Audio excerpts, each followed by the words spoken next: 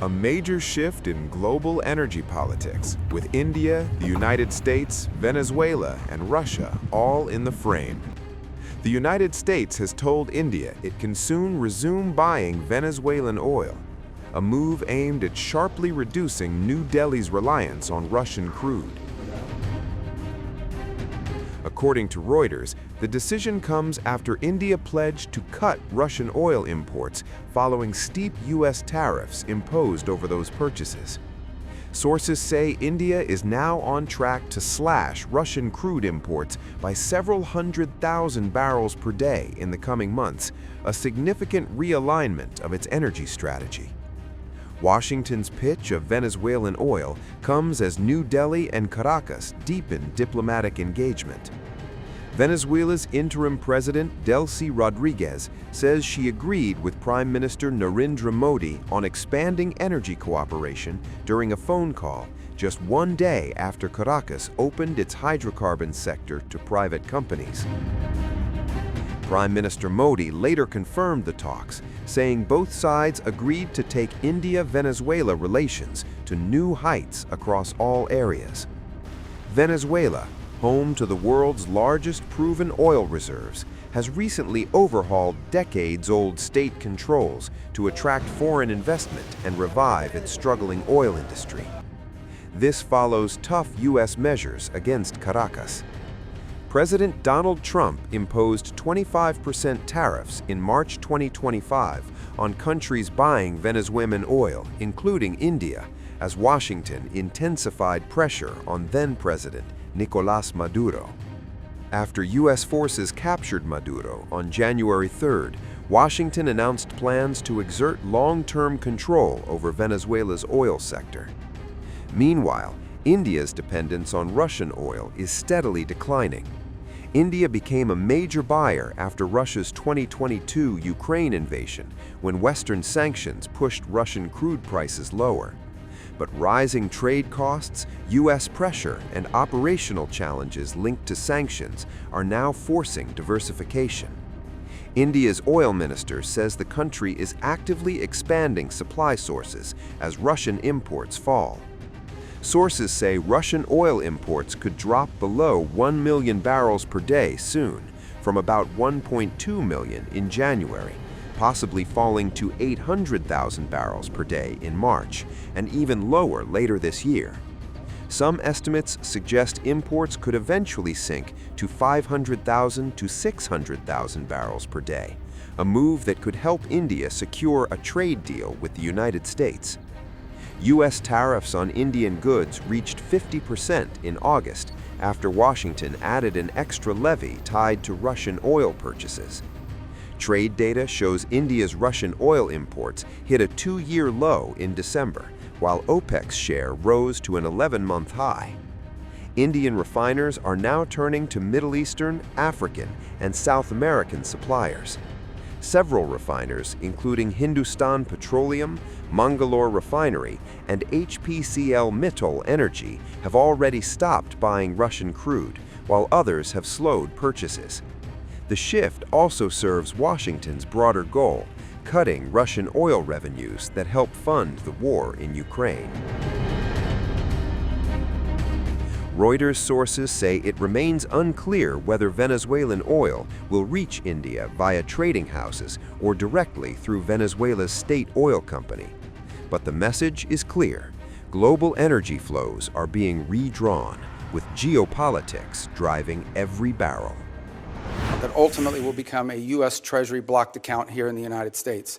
They will submit, we will, at the front end, say this is what this money can be spent on these things. We will submit to them, they will submit to us a budget request. We want to use this money for these things. And part of the proceeds will go to fund a audit process to make sure that that's how the money is being spent. So and that's how we intend to handle those funds in the short term. There's an actual audit process that's been set up? Who is It will be set up, and we have a couple options. One option is the XM Bank. They have expertise as bankers and being able to do some of that option. There may be some others in place. We haven't finalized what that audit process would be. We've only made one payment, and that payment we did, and retrospectively will be audited, but it was important we made that payment because they had to meet payroll, they had to keep sanitation workers, police officers, government workers on staff. It was a $300 million payment. Right. So it's been reported that the oil sold for $500 million, that $300 million went to Venezuelan government. What happened to the other $200 million? It's still sitting in the account, is my understanding at this time. The account in Qatar? Well, the account, yes, but that will ultimately be that's a short-term account. Ultimately, it will be a U.S. Treasury blocked account in the United States. I'm pleased that we are looking at a diplomatic presence in Venezuela in the near future. I think that's very important. But the DEA has reportedly identified Delcy Rodriguez as a significant actor in the drug trade. Do you agree with that? And if you do, how are we to assure the American people that the money that's going to Venezuela is not going to any of the cartels or drug running? Yeah, and that, well, first of all, on the first point, I would say she's not indicted the way Maduro and his wife were. So I'm not going to speculate about newspaper articles and what law enforcement is working on. If, in fact, there were such an investigation, I mean, that's something that we would speculate on. Suffice it to say that this was not a normal system. We all should stipulate to that, okay? That regime, as everyone understood, was held together by corruption. The glue that kept people together was not loyalty to Maduro.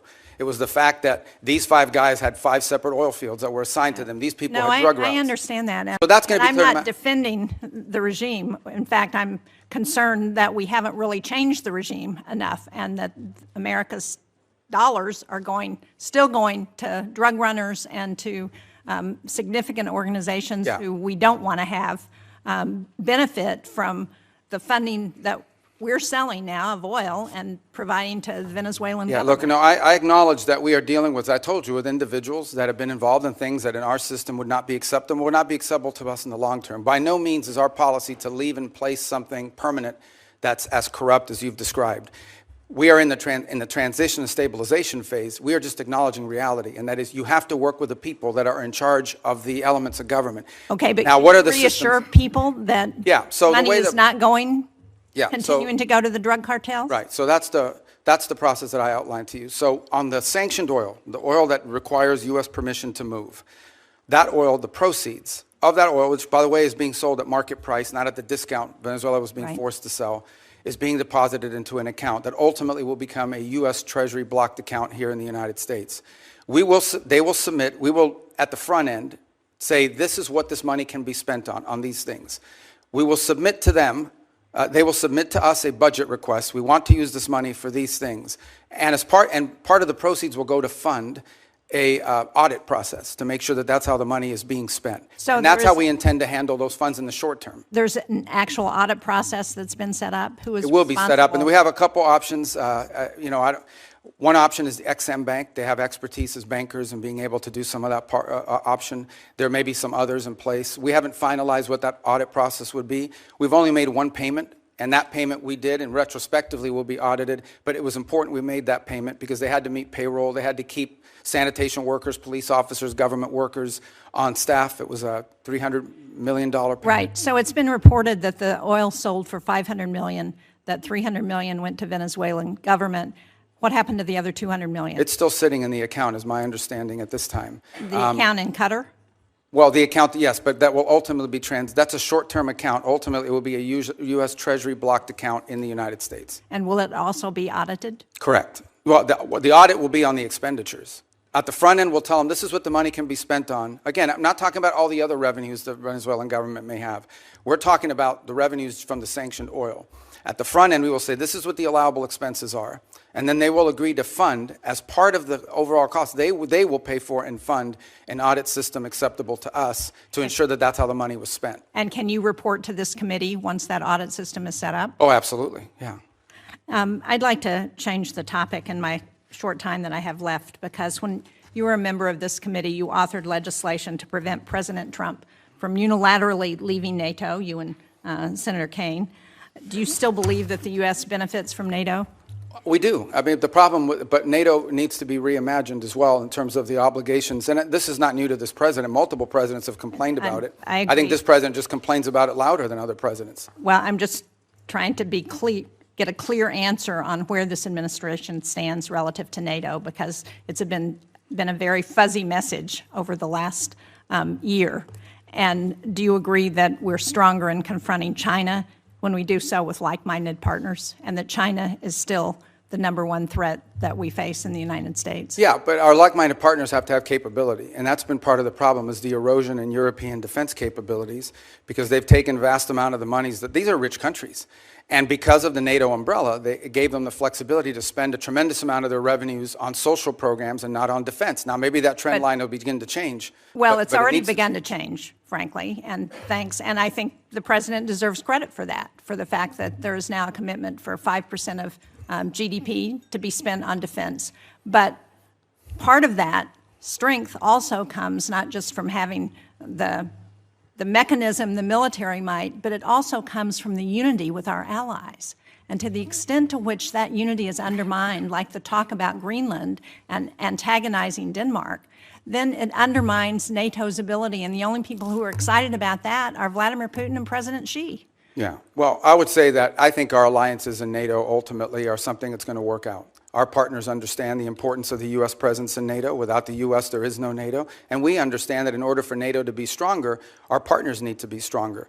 And one of the things we've explained to our allies in NATO is the United States is not simply focused on Europe. We also have defense needs in the Western Hemisphere. We have defense needs in the Indo-Pacific. And it will require us. We may be the richest country in the world, but we don't have unlimited resources. And as we reassign exactly why we want to have allies and partners to help us as we're looking at conflicts around the world. And when we antagonize our allies and partners, and when we send Canada to do a trade deal with China instead of coming to New Hampshire or the United States, it weakens our ability to confront our adversaries. Yeah, but our allies have to be two things. They have to be willing to step up, but they also have to be capable of stepping up. And frankly, many of them have not. I mean, Spain is still not doing the 5%. I mean, there are countries that are still not doing. And in fact, Mark Rutte yesterday pointed out that if without the United States, the countries of Europe would have to spend 10% of their GDP for the next 20 years to be able to make up the whole. So I do think there needs to be a rebalancing, and hopefully we'll have cooperation. I think we will. Rutte has done a great job of managing all And I'm not arguing that point with you. As I said, I agree with what the president has asked of our European allies. What I'm arguing with you about is that his rhetoric is undermining NATO and our partnerships with our allies, and that's a problem.